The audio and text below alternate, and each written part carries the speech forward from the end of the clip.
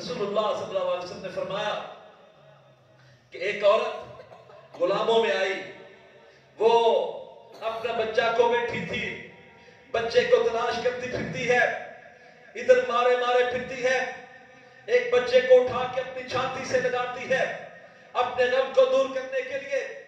آپ نے فرمایا میرے بندوں، میرے صحابہ، کیا یہ عورت اپنے ہاتھ کے ساتھ اپنے بچے کو آگ میں ڈالنا پسند کرے گی؟ کہا اللہ کے رسول صلی اللہ علیہ وسلم یہ کیسے ہو سکتا ہے؟ فرمایا وہ میرا رب اس ماں سے بڑھ کے اپنے بندے سے محبت کرنے والا ہے، اپنے بندے سے پیار کرنے والا ہے۔ اللہ اکبر، وہ اپنے ہاتھ سے اپنے بندے کو کیسے آگ میں ڈال سکتا ہے، کیسے جہنم کے اندر ڈال سکتا ہے؟ یہ میرے رب کا محبت کی ایک مثال ہے۔ اپنے بچوں سے پیار کرتے ہو اور بچوں کے ساتھ پیار کرتے ہوئے اپنے رب کی محبت کو ذہن میں لے کے آیا کرو کہ میں اس کو دھوپ میں جلتا برداشت نہیں کر سکتا، اس کا سایہ برداشت نہیں کر سکتا، اس کو کوئی گالی دے اس پر میرا خون کھولتا ہے، اس کو کوئی تھپڑ مار دے میں اس بندے سے جنگ پر آ جاتا ہوں، کیونکہ میرے دل میں اپنے بچے کی محبت ہے۔ وہ اس رحمان رب نے اپنے ایک حصہ رحمت کو اتار کر اتنی محبت ڈال دی ہے۔ اور بتائیے جس میرے رب کے دل میں اس رحمت کے 99 حصے ہیں، وہ اپنے بندے کے بارے میں کیسی محبت رکھتا ہوگا اور محبت کا کیسا جذبہ رکھتا ہوگا، کیسا انداز ہوگا اس کا محبت کا۔ سبحان اللہ۔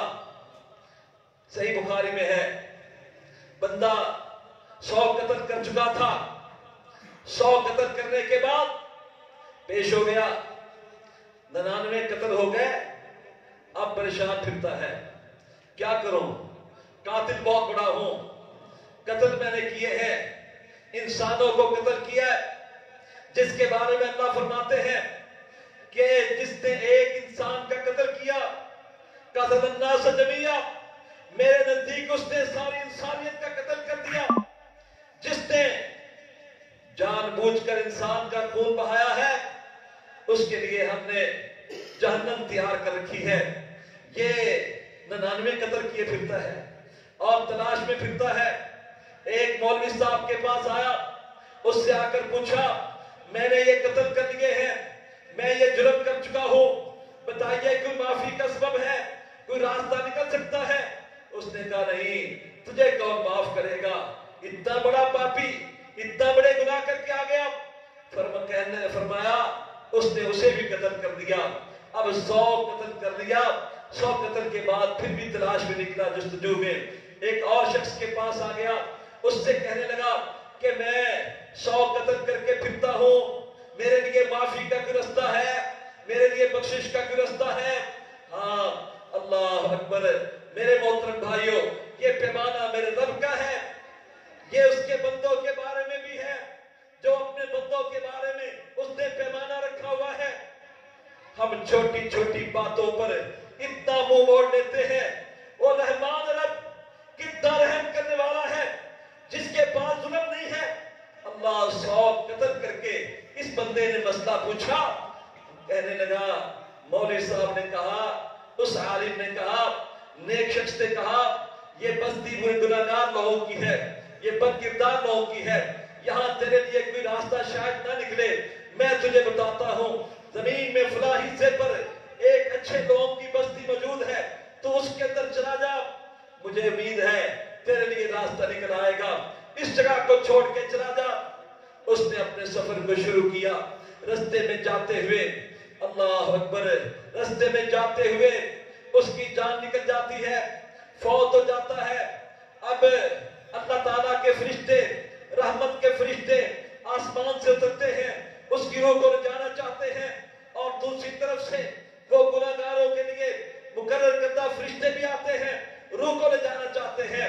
اب دونوں کے درمیان بحث رہی ہے، وہ کہتے ہیں یہ 100 کا قاتل ہے، اس کے نامہ اعمال میں 100 قتل لکھا ہوا ہے، یہ رحمت والے اس کو کیسے لے جا سکتے ہیں؟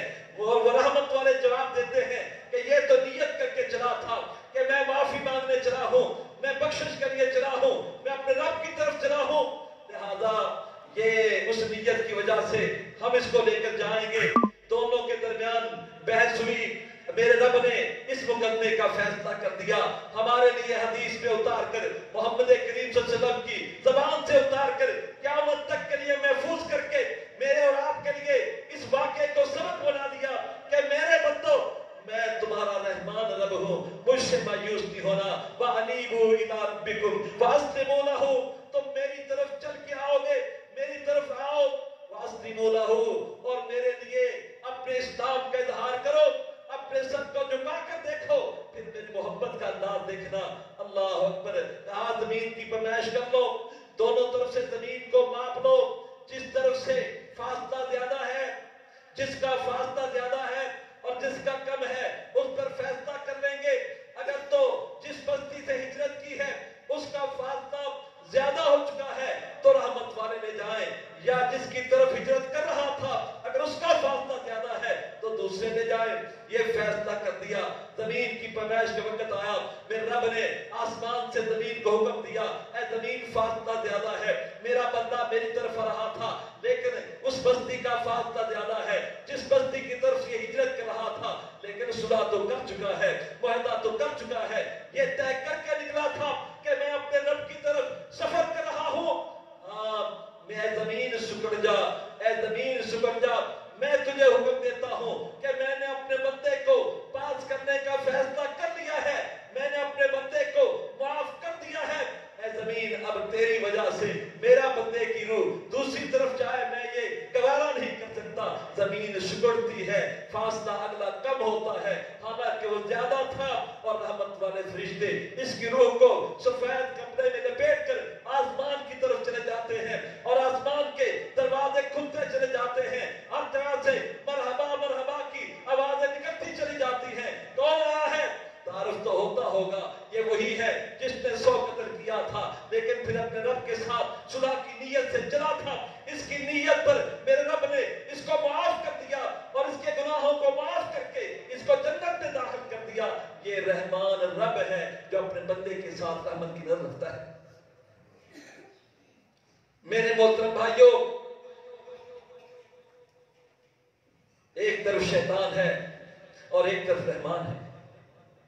اپنے رب کی وفا کو دیکھو، اپنے رب کی محبت کو دیکھو، اپنے رب کا اپنے بندے کے ساتھ انداز کو دیکھو۔ وہ نہیں دیکھتا کہ اس نے کل کیسے گزارا تھا، وہ تو اس کے اختتام پر اعمال پر فیصلے کر دیتا ہے۔ لہذا ہمارا فیصلہ وہ کیسے ہوگا یہ ہم نے دیکھنا ہے۔ آؤ میرے محترم بھائیوں، یہ رمضان کا مہینہ ہے، اپنے رب کی رحمت کی طرف آج سے دوڑ لگانی شروع کر دیں، اپنے سفر کو شروع کر دیں۔ یہ رمضان کا مہینہ ایک طرف رحمت ہے، دوسری طرف لعنت ہے، دوسری طرف لعنت ہے، اور لعنت میں رب کے ہاں کتنا کبھی عمل ہے، اس کے ہاں کیسا اس کا معاملہ ہے۔ رسول کریم صلی اللہ علیہ وسلم ایک سفر میں تھے، ایک عورت اپنی اونٹنی پر سوار ہے، اپنی سواری پر اس نے سامان رکھا ہوا ہے، اونٹنی اس کو تنگ کر رہی ہے، اس عورت نے اس اونٹنی پر لعنت کو بھیجا۔ آپ نے اسلام نے سن لیا، آپ نے فرمایا اس سواری کو نیچے بٹھاؤ، اس سواری کو نیچے بٹھاؤ، اس کو بٹھایا، اس نے فرمایا اس سے اپنا سامان کو اتارو، اس سے سامان کو اتار دیا، کہا اب اس اونٹنی کو چھوڑ دو، یہ لعنت کی مستحق ٹھہری اور یہ ملعون ہو گئی، اب یہ تیری سواری کے قابل نہیں رہی۔ جس شخص پر، جس سواری پر، جس اونٹنی پر لعنت ہو میرے رب کے نزدیک وہ اس انسان کے استعمال کے قابل نہیں رہی، وہ ملعون ہو گئی، اب وہ انسانوں کے ساتھ خیر برائی کے معاملے میں استعمال نہیں ہو سکتی۔ یہ ملعون کا اللہ کے ہاں درجہ ہے، ملعون کا درجہ ہے۔ رسول کریم صلی اللہ علیہ وسلم منبر پر چڑھنے لگے، ایک پاؤں رکھا آمین کہا، پھر دوسرا پاؤں رکھا آمین کہا، تیسرا پاؤں رکھا آمین کہا۔ اللہ کے نبی علیہ السلام، آج تو ہم نے عجیب معاملہ دیکھا ہے، آپ آمین کر رہے تھے، آمین کہنے کا وجہ کیا ہے؟ آپ کیا فرما رہے تھے کہ میں نے ایک پاؤں رکھا، میرے پاس جبریل آئے اور جبریل نے ایک بات کی، میں نے اس پر آمین کہہ دیا۔ جبریل کہنے لگے اے اللہ کے رسول صلی اللہ علیہ وسلم، جس آدمی کے زندگی کے اندر رمضان کا مہینہ آ جائے، رمضان کا مہینہ آ جائے اور رمضان کے مہینے میں وہ اپنے رب کو منا نہ لے،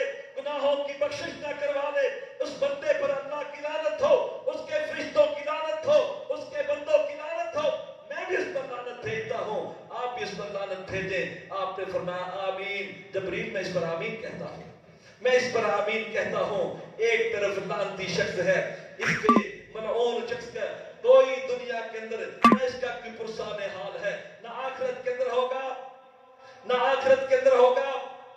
جیسے اس سواری کو فرمایا چھوڑ دو یہ ملعون ہو گئی ہے، ایسے ہی ملعون کے بارے میں سخت الفاظ ہیں قرآن و حدیث کے اندر، ملعونین اینما سوقفوا اینما سوقفوا واخذوا۔ اللہ نے یہود و نصارہ کے بارے میں اور ظالم کافروں کے بارے میں یہ لفظ استعمال کیا، وہ ملعون ہے۔ اور اللہ کے رسول ان ملعونوں کے بارے میں، ان یہودیوں کے بارے میں تمہیں کہتا ہوں اینما سوقفوا واخذوا وقتلوا تقتیلا، جہاں ان کو آپ پائیں ان کو پکڑیں، ان کا ایسے قتل عام کریں کہ ان کے بیچ کو ختم کر دیں۔ یہ ملعون کے لیے دنیا میں میرے رب کا فیصلہ ہے۔ جو کافر تھا اور جو مسلمان ہو کے ملعون رہ گیا، اس کا معاملہ کیسا ہوگا؟ لہذا ایک طرف یہ لانتے ہیں اور دوسری طرف رحمت ہے۔ جس چیز کا انتخاب کر لیں، اللہ تعالیٰ فرماتے ہیں تم تو صرف دنیا کو دیکھتے ہو، ہم نے تمہارے لیے اس چیز کا انتخاب نہیں کیا، ہم نے تمہارے لیے دونوں چیزوں کا انتخاب کیا ہے۔ لہذا جب بھی تمہارا میرے ساتھ معاملہ ہو تو دونوں چیزوں کا ہے۔ یہ نہیں ہو سکتا کہ دنیا میں میرا بندہ ملعون ہو، نہیں، مجھ سے کیا مانگا کرو، ربنا آتنا فی الدنیا حسنۃ وفی الآخرۃ حسنۃ۔ اے اللہ دنیا میں بھی میں تیرا معزز بندہ رہنا چاہتا ہوں، دنیا میں عزتیں چاہتا ہوں، اچھا مال چاہتا ہوں، اچھا گھر چاہتا ہوں، اچھی سواری چاہتا ہوں، عزت کا مقام چاہتا ہوں، اور آخرت کے اندر بھی تیری رحمت کے ساتھ جنتوں کا حقدار ٹھہرنا چاہتا ہوں۔ یہ ہم نے تمہیں قول دیا ہے۔ رمضان کا مہینہ ہے، دوسرا عشرہ جاری ہے، تیزی سے گزر رہا ہے، اپنے آپ کو اپنے طرف رب کی طرف لے آئیں۔ گناہوں سے دل سخت ہو جاتے ہیں، فرمایا نقطہ لگ گیا، ثم قست قلوبکم، ان کے دل ایسے ہیں، ثم قست قلوبہم، ان کے دل ایسے ہیں جیسے پتھر، یا اس اشد قسوہ، یا پتھر سے زیادہ سخت، پتھر سے زیادہ شدید۔ وہ پتھر سے سخت دل کب ہوتا ہے؟ آپ دیکھیں پتھر، آپ چٹکن پتھر سامنے رکھ لیں، اس کے اوپر گندم بوئی کریں، گندم کے دانے اس کے اوپر رکھ دیں، کہاں جڑ بنائے گا وہ پودا کیسے بنے گا؟ سرسوں کا بیج رکھے اس کے اوپر، ہوا آئے گی اڑ جائے گا، بکھر جائے گا۔ جب پتھر پر یہ زمین پہ پڑی وہ چیز نہیں ہوگی، ہوا نے طوفان نے اڑا کے رکھ دیا، تو پھر یہ پتھر کی طرح دل ہوگا، وہ دل کیسے بدلے گا؟ کلا برأنا علی قلوبہم، اللہ فرماتے ہیں ان کے دل ایسے ہیں جیسے زنگ آلود لوہے کی طرف، زنگ آلود لوہے کی طرف، جو دل کے اندر کسی چیز کا اثر نہیں ہونے دیتے۔ لہذا اس زنگ آلود دل کو دھونے کے دن ہے۔ آئیے آج رمضان المبارک کا دوسرا عشرہ ہمیں دعوت دے رہا ہے، میرا رب پکار رہا ہے کہ میرے بندو آؤ، میں نے رحمت کے سارے دروازے کھول رکھے ہیں، سارے دروازے کھول رکھے ہیں۔ دل کیسے دھلتا ہے؟ اللہ اکبر، ٹک ٹاک دیکھنے کے ساتھ، فیس بک پر مصروف رہنے کے ساتھ، سارا دن انگلی چلا رکھنے کے ساتھ کہ فیس بک دیکھے جا رہا ہے۔ رمضان سے پہلے بھی سارا دن وہی دیکھتا تھا، رمضان کے اندر بھی سارا دن وہی دیکھتا ہے۔ جس دل سے، جس چیز سے اس کا دل بیمار ہو گیا تھا، اللہ اکبر، منافق مسلمان ہی ہوتا ہے۔ لیکن اللہ تعالیٰ نے جہاں بھی اس کا تذکرہ کیا ہے، فرمایا وہ لوگ کون ہیں؟ اللہ فرماتے ہیں ان کے دل بیمار ہیں، ان کے دل بیمار ہیں، مرض، بیمار دلوں والے۔ اللہ یہ کون ہے؟ فرمایا یہ منافقوں کے دل ہیں، نہ ان پہ کوئی نماز اثر کرتی ہے، نہ ان پہ رمضان اثر کرتا ہے، نہ ان پہ روزہ اثر کرتا ہے، نہ ان پہ حج اثر کرتا ہے۔ یہ جس طرح کورے سے کورا پھرتا ہوتا ہے، ہر عبادت کے بعد بھی ویسا ہی رہتا ہے، کوئی تبدیلی نہیں آتی۔ میرے محترم بھائیوں، کتنے دن ہو گئے ہیں؟ میں اپنے آپ سے سوال کرتا ہوں، آپ کو کیا کہوں؟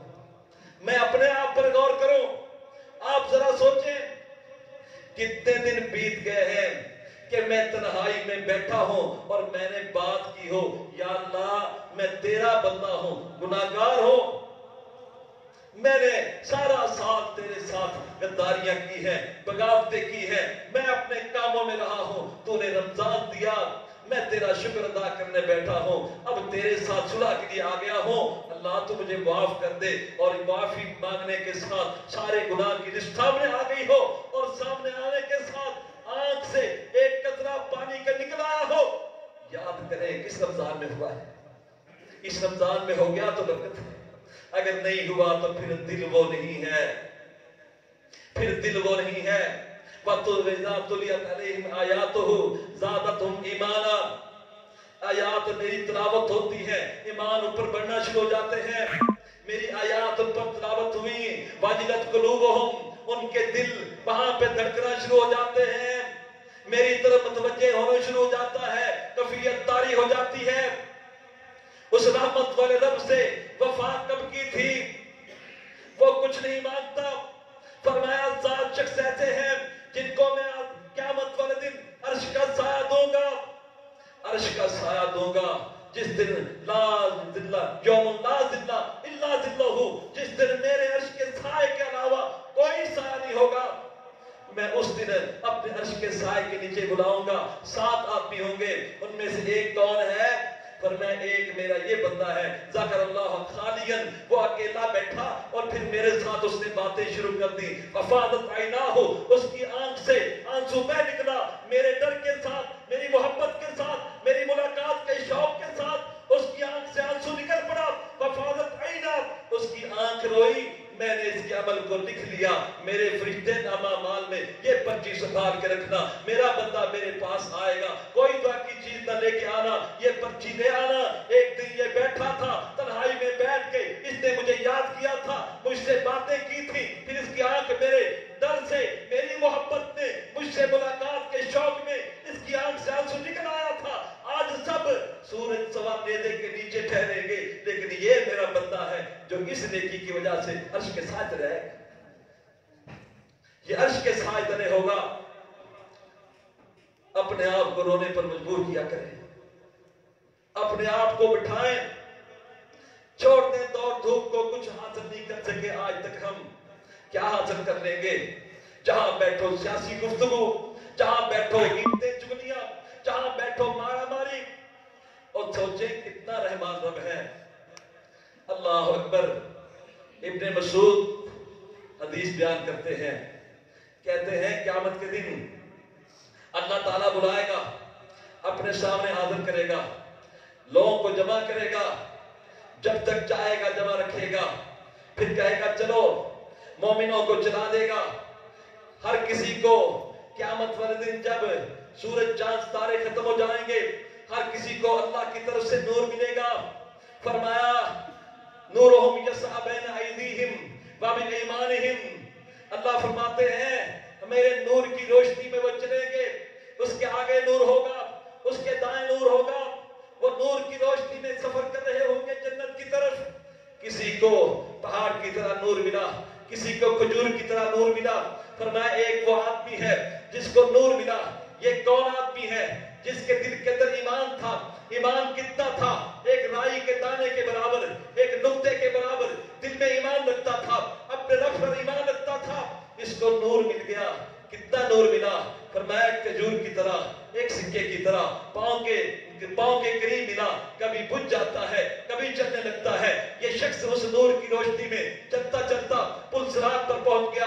فرمایا رسول اللہ صلی اللہ علیہ وسلم نے پل صراط کراس کر رہا ہے، کوئی بجلی کی طرح شخص جا رہا ہے، کوئی شخص پل صراط سے آندھی کی طرح جا رہا ہے، کوئی پل صراط سے چمک کی طرح جا رہا ہے، ہر کوئی اپنی رفتار سے، ایمان کی رفتار سے گزرتا چلا جا رہا ہے۔ جیسا اس کا ایمان تھا ویسے اس کی رفتار تھی، لیکن اب اس کی باری آ گئی، یہ سب سے کمزور ایمان والا، دل میں نقطے جتنا ایمان رکھنے والا پل صراط پہ پہنچ گیا۔ واہ رحمان ربا، تو اپنے بندے کے ساتھ کیسا معاملہ رکھتا ہے؟ ایک نقطے کے برابر ایمان پر تو نے اپنے بندے کے ساتھ کیسا معاملہ کر دیا؟ فرمایا اللہ کہتے ہیں گزر جا پل صراط سے۔ اب یہ گزرنا شروع ہو جاتا ہے، جب گزرنے لگتا ہے فرمایا گرتا ہے، اس طرف گرتا ہے، ایک ہاتھ ڈل گیا، آگے پھر اٹھ کے چل پڑا، اس کے ارد گرد اس کے پہلوؤں کو چراغ جلا رہی ہے. یہ جلتا گرتا پڑتا پل صراط کو کراس کر گیا. جب پل صراط اس نے کراس کیا کہنے لگا میں اللہ کا شکر ادا کرتا ہوں جس نے رب نے مجھے جہنم سے نجات دے دی. شاید اس وقت انسانوں میں مجھ سے زیادہ کوئی ایسا بندہ نہیں ہوگا جس کے ساتھ رب نے محبت والا رویہ اختیار کیا ہو, رحمت والا رویہ اختیار کیا ہو. آگے جب جنت کے دروازے کے پاس دیکھے گا ایک حوض ہے, اس میں جا کے غسل کر لیا. پھر جنت میں سے خوشبوئیں آئیں گی, جنت میں سے نعمتوں کی آوازیں آئیں گی. جنت کے دروازے پر کھڑا ہے, اللہ تعالیٰ سے کہے گا یا اللہ مجھے بھی اس میں داخل کر دے. اللہ فرمائیں گے تجھے میں نے جہنم سے نجات دے دی, یہ کافی نہیں ہے. پھر کہے گا یا اللہ اس جنت اور میرے درمیان دیوار کر دے, مجھے یہ سب کچھ سنائی نہ دے. اللہ فرماتے ہیں اچھا چل جنت میں داخل ہو جا. جنت میں داخل ہوا, آگے ایک مکان تھا, مکان کو دیکھا, ایک مکان بنا ہوا ہے, ایک کمرہ بنا ہوا ہے. اللہ فرمائیں گے اس میں داخل ہو جا. جب اس میں اترا اس کے لیے خواب کی طرح تھا, وہاں کی نعمتیں, وہاں کی سہولتیں, وہ سمجھے گا ہر چیز یہاں پہ موجود, یہ سب سے اعلیٰ کمرہ ہے. اب آگے دیکھتا ہے اس سے زیادہ اچھا محل نظر آ گیا. اب اس کو دیکھنا شروع کر دیا, کہنے لگا اللہ مجھے تیری عزت کی قسم ہے اب تجھ سے سوال نہیں کروں گا, مجھے اس میں اتار دے. فرمایا رسول اللہ صلی اللہ علیہ وسلم نے اس میں اتارنے کا. اللہ تعالیٰ فرماتے ہیں اچھا ٹھیک ہے اس میں اتر جا, اس میں اتر جا. اس میں گیا تو اس نے نعمتیں دیکھی تو خواب کی طرح لگی, ایسے جیسے خواب دیکھ رہا ہوں. اس سے آگے اس سے عالی شان جنت نظر آئی, عالی شان محل نظر آئے. پھر کہتا ہے اللہ اے میرے رب مجھے تیری عزت کی قسم ہے اب میں تجھ سے سوال نہیں کرتا, مجھے اس میں داخل کر دے. اللہ فرمائیں گے اچھا سوال پہ سوال کیے جا رہا ہے اور قسمیں کھائے جا رہا ہے, چلو اس میں داخل ہو جا. اس میں داخلے کی اجازت ملی. پھر آگے ہی نظر تھی, آگے دیکھا تو دنیا ہی عجیب تھی, دنیا ہی عجیب تھی. اس عجیب دنیا کو دیکھ کر اب یہ پریشان کھڑا ہوا ہے, قسمیں کھا کھا کر یہاں تک پہنچا ہوں, آگے بڑھتا جا رہا ہوں, دل رکتا ہی نہیں ہے. اللہ فرماتے ہیں خاموش کیوں ہو گیا؟ کہنا ہے یا اللہ میں نے قسمیں کھا کھا کر یہاں تک پہنچا ہوں, تو اس سے وعدے کر کر کے یہاں پہ پہنچا ہوں. اللہ فرمائیں گے اچھا تو نے قسمیں کھائی کیوں تھی, وہ اس قسمیں کیوں کھاتا ہے جس پہ تو نے پورا نہیں اترنا. کیا سوال کر, میں تیرا رب ہوں, مجھ سے مانگ. کہے گا یا اللہ مجھے اس محل میں داخل کر دے. اس کو محل میں داخل کر دیا گیا. یہ محل بڑا عجیب تھا, یہ عالی شان دنیا ہے, عالی شان جنت ہے, عالی شان محل ہے. محل کے دروازے ہیں 7 دروازے, وہ رنگینیوں والے پتھر. دیکھے گا اس کو سجدے میں گرنے لگتا ہے.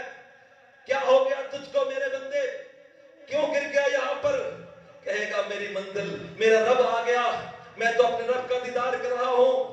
اللہ فرمائیں گے یہ تیرا رب نہیں ہے, یہ تیری منزلوں میں سے ایک منزل ہے. آگے بڑھ کے دیکھا ایک اور خوبصورت اچھے چہرے والا شخص دکھائی دیا, اس کے سامنے سجدے میں گرنے لگا. اس نے کہا کیوں گرتا ہے میرے سامنے؟ کہنے لگا تو میرا رب ہے. کہنے لگا نہیں میں تیرا رب نہیں ہوں. پھر تو فرشتہ ہے.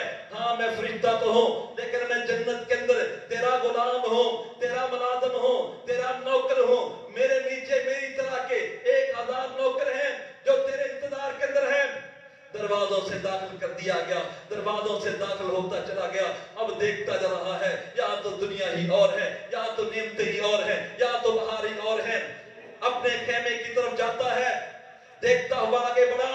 ایک عورت سے ملاقات ہوئی, جنت میں جو سب سے نچلے درجے کی حور ہے اسے حور العینا کہتے ہیں, اس کا نام حور العینا ہے. اس عینا کو دیکھا, دیکھ کر اس کو دیکھتے ہی رہ گیا. اس کا جگر اس کا شیشہ تھا جس سے اس کو دیکھ رہا تھا. اس کے جگر میں اپنے آئینہ اپنے چہرے کو دیکھ رہا تھا. اس کی گردن سے اترتا ہر چیز دیکھ رہا تھا. اس کی پنڈلی کا گودا دیکھ رہا تھا. دیکھتا رہ گیا, نظر موڑ کے پھر دیکھا وہ 70 گنا زیادہ خوبصورت ہو چکی. اس نے کہا, کہنے لگا تو کون ہے؟ کہنے لگی جنت کی تیری بیوی ہوں, حور العینا ہوں, میری جیسی ایک اور بھی تیری بیوی ہے.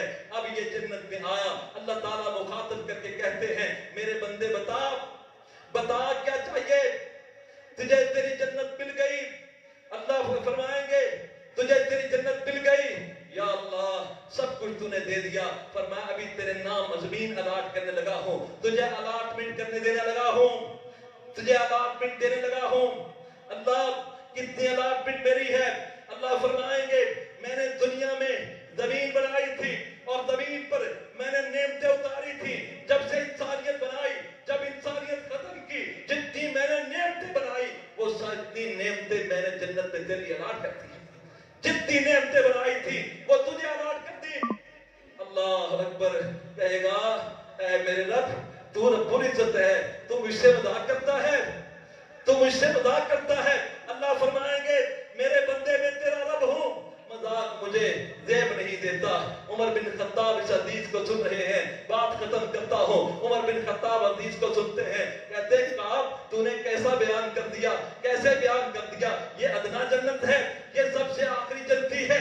یہ وہ ہے جس کے دل میں رائی کے دانے کے برابر ایمان، جس سے اللہ کی اتنی محبت. وہ بتا جس کی اعلیٰ جنت ہوگی وہ کیسا ہوگا. اللہ اکبر. کعب کہتے ہیں اللہ اے امیر المومنین، میں نے رسول اللہ صلی اللہ علیہ وسلم سے سنا علیین سے ایک شخص نکلے گا جو اعلیٰ جنت والا ہوگا، جو سب سے اعلیٰ درجے والے ہوگا. وہ اپنی جنت میں چل رہا ہوگا، اس کے چلنے کی وجہ سے جو وہاں پہ خوشبوئیں پیدا ہوں گی، ساری جنتوں کی خوشبو پر اس کی خوشبو غالب آ جائے گی. لوگ دیکھیں گے کہ علیین سے اعلیٰ مقام رکھنے والا، اعلیٰ ایمان رکھنے والا، افضل ایمان رکھنے والا جنتی چلا ہے، اور اس کی خوشبو سے ساری جنت معطر ہوتی چلی جا رہی ہے. جہاں سے گزرتا چلا جا رہا ہے ارد گرد اس کی خوشبو غالب ہوتی چلی جا رہی ہے. اس کی نعمتیں بیان کی. عمر بن خطاب کہتے ہیں بس کرو کعب، میرا دل اڑا چلا جا رہا ہے، میں اس جنت میں جانے کے لیے بےتاب ہوتا چلا جا رہا ہوں. یہ وہ ہے جو میرے تیرے لیے تیار ہے. یہ رمضان ہے، اس طرح گزار جائے کہ آج آنکھ بند ہو وہاں پہ میرا رب اس جنت کے دروازوں پر ہمارا استقبال کر رہا ہو. سلام قولا من رب الرحیم. میرے فرشتوں یہ میرا بندہ آ گیا ہے، اس کو میری طرف سے سلام اس پہ نازل کر دو. سلام ہی سلام ہے، سلام ہی سلام ہے. اپنے رب کی طرف سے یہ جنت انتظار میں ہے. آئیے اس جنت کی طرف دوڑیے، اس جنت کو حاصل کرنے کے لیے اپنے رمضان سے فائدہ اٹھا لیجیے. اللہ تعالیٰ زندہ رکھے ایمان کی حالت میں، موت شہادت کی وہ جنت ہمیں عطا کر دے. وما علینا الا البلاغ المبین.